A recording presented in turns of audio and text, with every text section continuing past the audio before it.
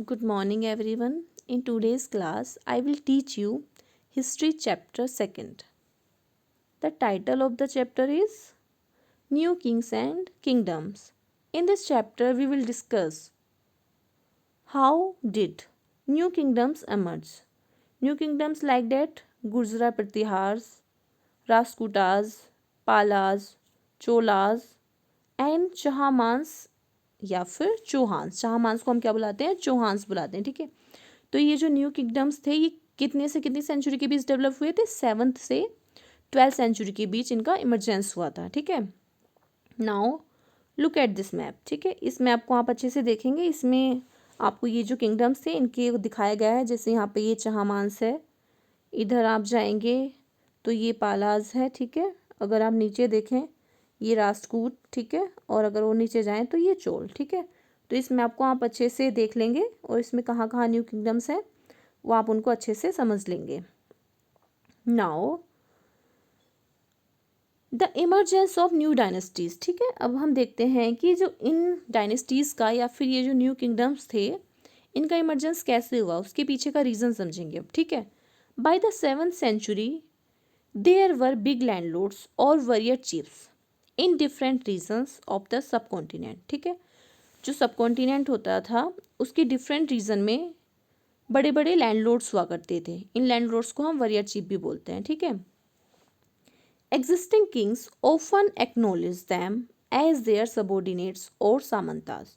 तो उस टाइम पे जो उस रीजन के किंग होते थे वो इन बिग बिग लैंडलॉर्ड्स को क्या समझते थे? अपना सबॉर्डिनेट समझते थे या फिर सामंतास। ठीक है, तो सामंतास कौन थे?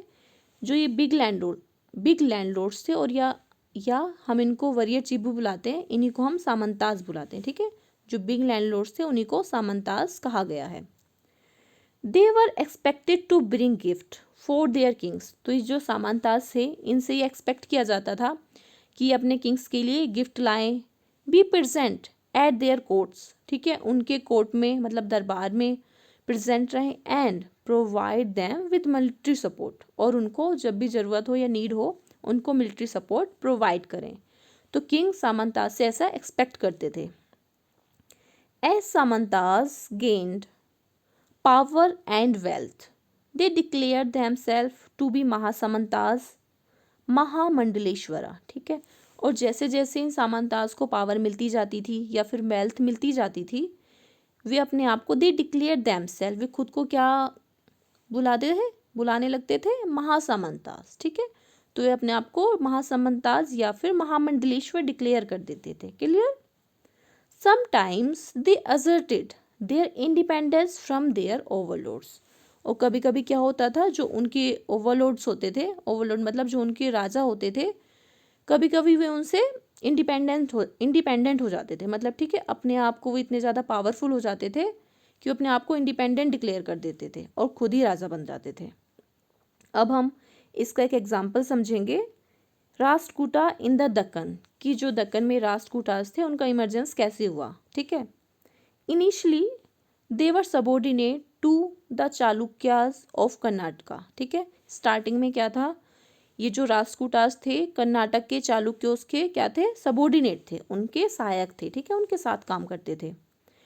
In the mid 18th century Dantidurga a Rashtrakuta chief. तो मिड 8th सेंचुरी में क्या हुआ, जो दंती दुर्गा था, दंती दुर्गा कौन था? एक राष्ट्रकूट था। Over through his Chalukya overload. ठीक है, उसने क्या किया, जो उसके ऊपर का जो राजा था, चालुक्य राजा था, उसको हटा दिया और खुद क्या हो गया, खुद को ही उसने किंग डिक्लेयर कर दिया। And performed a ritual called हिरण्यगर्भा।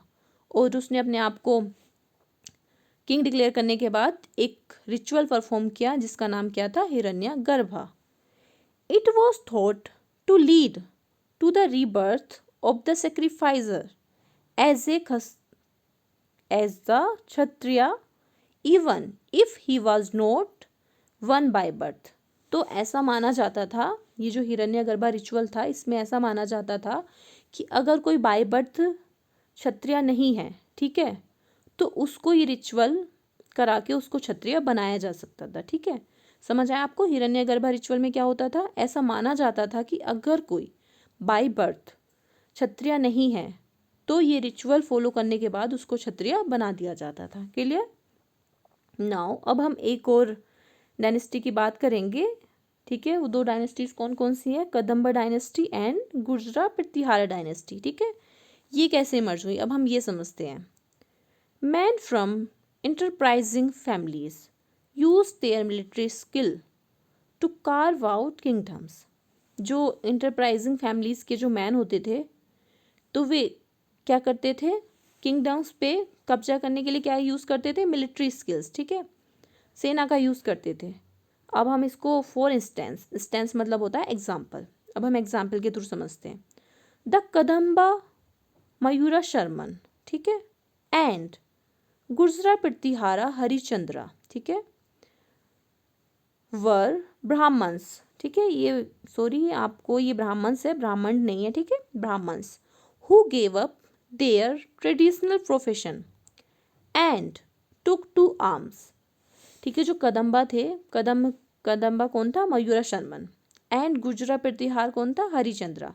तो इन दोनों ने क्या किया? ये ब्राह्मण्स थे लेकिन इन्होंने अपना जो ट्रेडिशनल प्रोफेशन था उसको गिव अप कर दिया, मतलब उसको छोड़ दिया। एंड टुक टू आर्म्स, और कहाँ चले गए? आर्म्स में चले गए। And successfully stabilising kingdoms in Karnataka and Rajasthan respectively. ठीक है, इन्होंने अपना जो ट्रेडिशनल प्रोफेशन था वो उसको छोड़ दिया और आर्म्स को इन्होंने ले लिया और उसके बाद उन्होंने क्या किया? अपना किंगडम्स इस्टेब्लिश किया। कहाँ कहाँ पे? मयूरा शर्मन ने किया कर्नाटका में एंड गुर्जरा प्रतिहार ने किया राजस्थान में। क्लियर?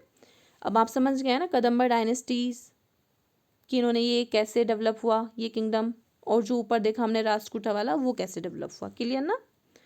नाउ अब हम देखेंगे एडमिनिस्ट्रेशन इन द किंगडम्स, कि इन किंगडम्स में एडमिनिस्ट्रेशन कैसा होता था। ठीक है, many of these kingdoms adopted high sounding titles such as maharaja, adhiraja, tribhuvana, chakravartin and so on. ठीक है,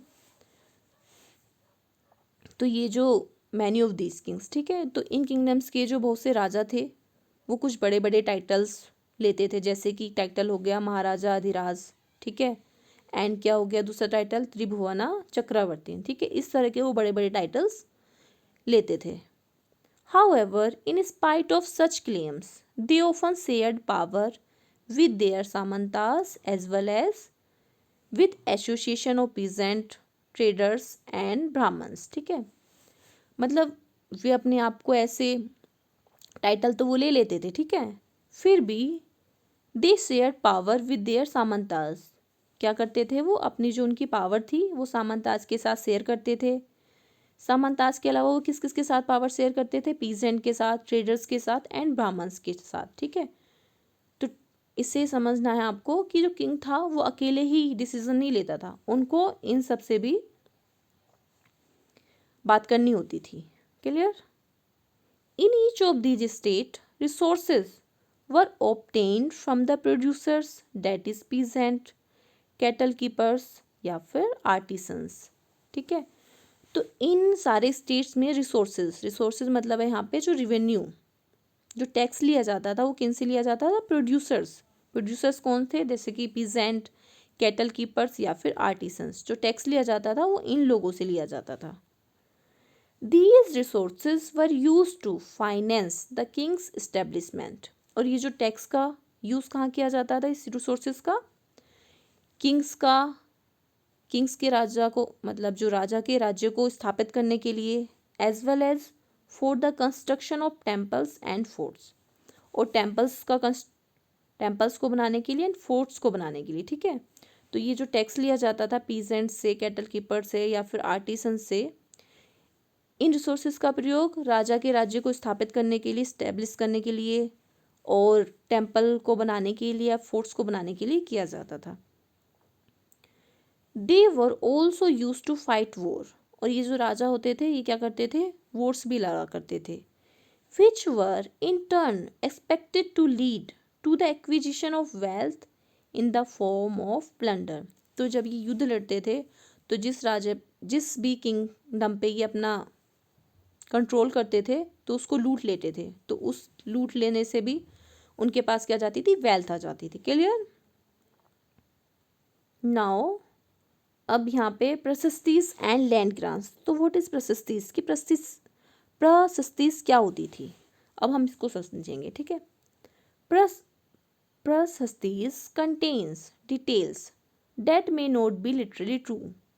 बोल रहे हैं कि जो प्रशस्तीज में जो डिटेल्स होती थी वो ज़रूरी नहीं है कि ट्रू ही हो। क्यों, ऐसा क्यों था? But they tell us how rulers wanted to depict themselves. Prashastis हमें बताती थी, जो ये रूलर्स थे, जो ये किंग्स थे, ये अपने आप को कैसा दिखाना चाहते थे, ये अपने आप को कैसा दिखाना चाहते थे, एज वैलियंट विक्टोरियस वॉरियर्स। ठीक है, ये अपने आप को बहुत ही पावरफुल और बहुत ही महान दिखाना चाहते थे। For example, they were composed by learned Brahmins. ठीक है, और ये जो प्रशस्तीज थी ये किसके द्वारा लिखी जाती थी, कंपोज की जाती थी, जो ये लर्न ब्राह्मण्स होते थे, जो पढ़े लिखे ब्राह्मण्स होते थे, ये उनके द्वारा लिखी जाती थी।